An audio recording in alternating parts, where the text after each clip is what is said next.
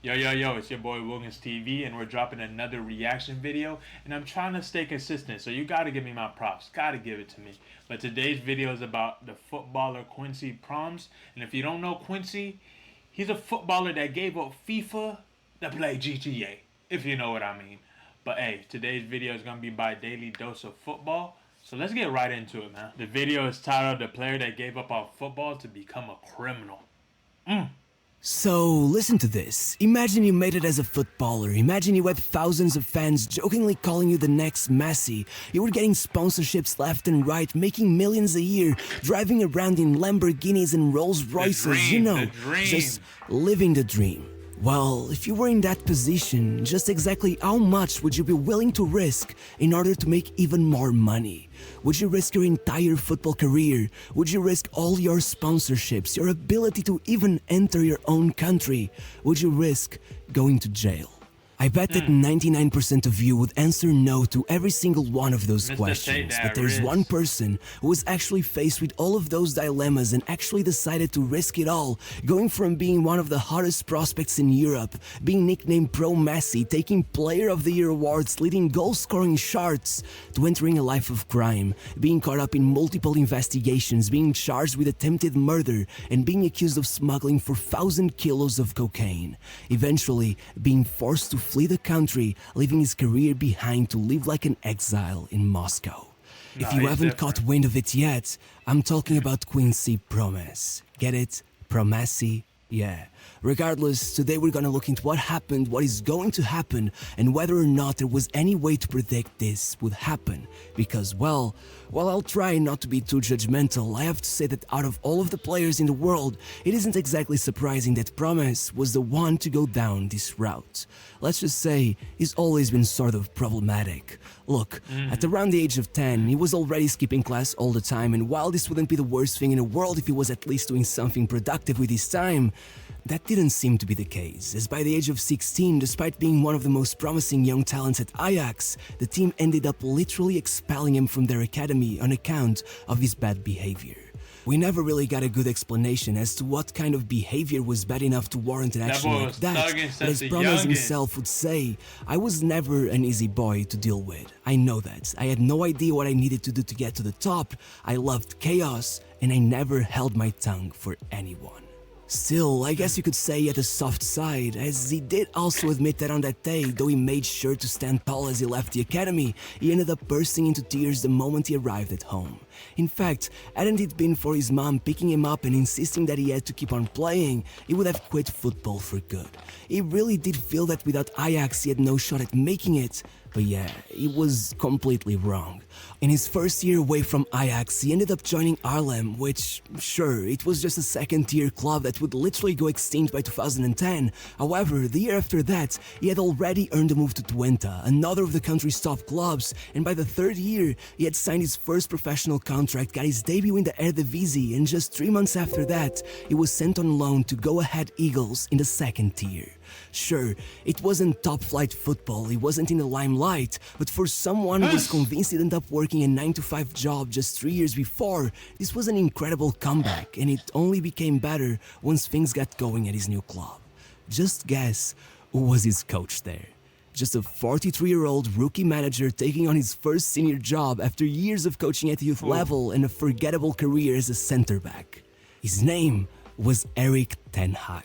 And yeah, it did work out some of his magic, leading Promes to an inconsistent yet incredible year that saw him go on some nasty goal-scoring streaks that eventually led him to finish the year with 17 goals and 11 assists from an offensive midfielder role, quickly becoming a fan favorite at his new team, finally getting the infamous nickname Promessi, and leading the club to an hopeful 6th-place finish that earned him a place in the promotional playoffs, pulling off 3 goals across the 3 rounds as well as an assist, shocking the country by putting Go Ahead Eagles back on top after nearly a decade in the second tier.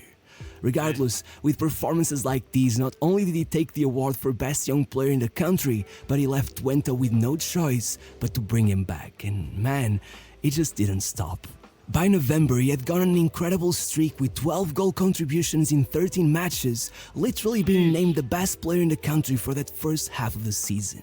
but only after he had gone down in a match, coming off with a knee injury and being rushed to surgery. As you might imagine, everyone was worried, but faster than they could imagine, Promes was back on the pitch, scoring or assisting in all of his first 4 games back and even earning his first call-up to the national team and a place in the 30-man squad for the World Cup preparation stage. By the end of the year, Promes had offers from everyone from Juventus to Valencia, but despite that, he still went for Spartak Moscow instead. Look, this wasn't as surprising as it may seem. All the way back in Go Ahead Eagles, his teammates had nicknamed him Money Wolf. As weird as that nickname may sound, the reason behind it was quite clear. Promes was always money hungry. His teammates would always listen to him talk about how he was waiting for his big money move.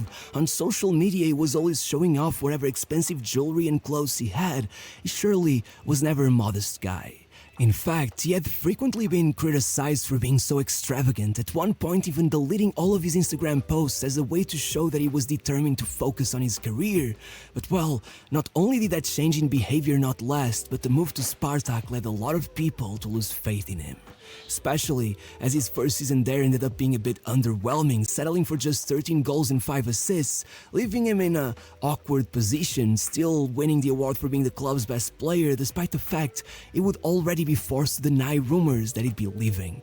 Still, thankfully, I guess, he didn't leave and instead went on to massively improve the next season, being named Player of the Month in August, September, October and November, finally admitting there was some truth to the transfer rumors by the time New Year's came around, and then igniting them even further by going on maybe the greatest streak of his career, with 18 goal contributions in 18 matches, being named the league's second best player, and leading Inter Milan and Liverpool to come out gunning for his transfer.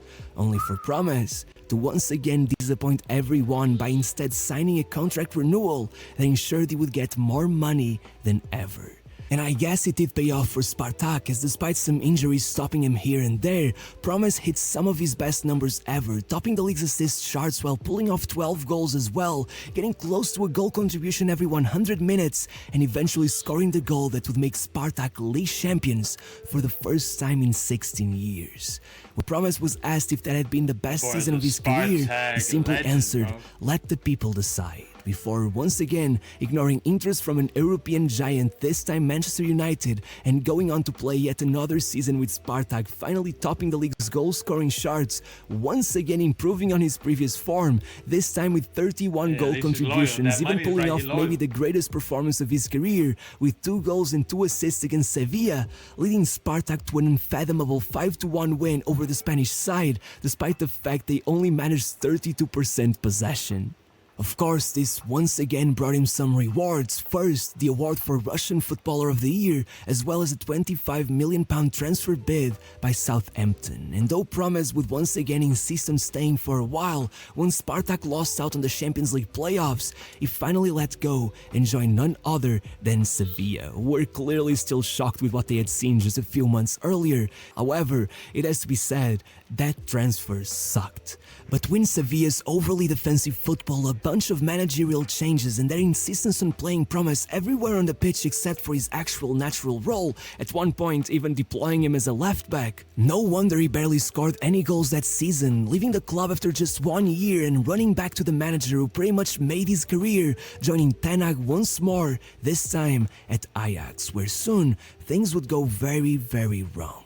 With his market value plummeting following such a disappointing season, Promes surprised everyone by once again bouncing back seamlessly, pulling off 10 goals and 3 assists in the opening 14 league games, scoring against every team he faced in the Champions League group stage, and even pulling off a man-of-the-match performance in a 4-goal draw against Chelsea. But just as everyone was waiting for him to fire everything up to a whole new level, Promes was detained by the police as a suspect in a stabbing incident that had happened all the way back in July, before he had even debuted for Ajax.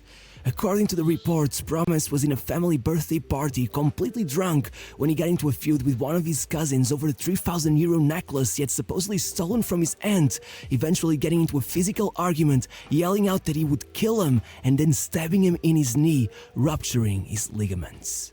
Though What? Promise would soon be released as he awaited trial, struggling with two injuries and all the media attention he was getting for his court case, his form dropped massively over the next 6 months, even being dropped from the World Cup squad as the federation decided they couldn't risk having a criminal in the squad.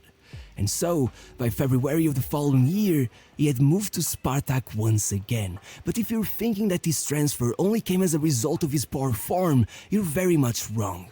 Let's just say it came very late into the winter transfer market and conveniently, right after it became clear that Promise would be charged with attempted murder.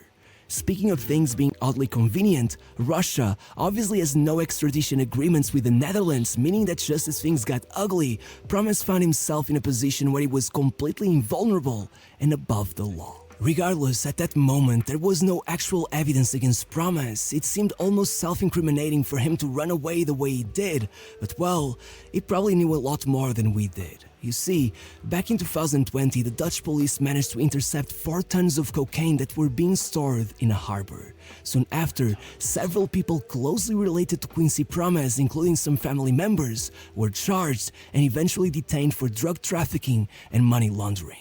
This could have easily been a mere coincidence. The police initially had no actual way to justify the start of an investigation against Promise, but that was before something became quite obvious.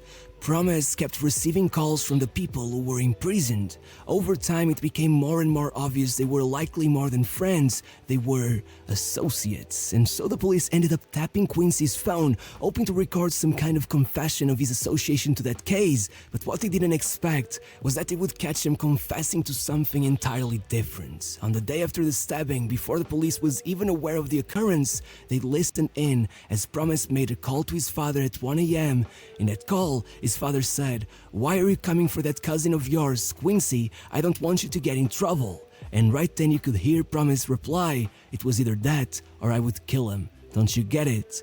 Then, briefly after hanging up the phone, 2 more calls occur, one to his mother and another to his aunt. His mother informs him his cousin is on the way to the hospital. He asks where he got hit. She replies, "In his leg." And Promise once again is heard saying, "Then he got lucky." Following that statement in the call to his aunt, he tells her, "I can't let nobody steal from us. I couldn't help myself. Sorry, aunt. Please forgive me, but I couldn't resist it. I love you too much." And finally, he calls his father once more and tells him, "My loyalty is to my aunt. Whoever steals from her, I will kill.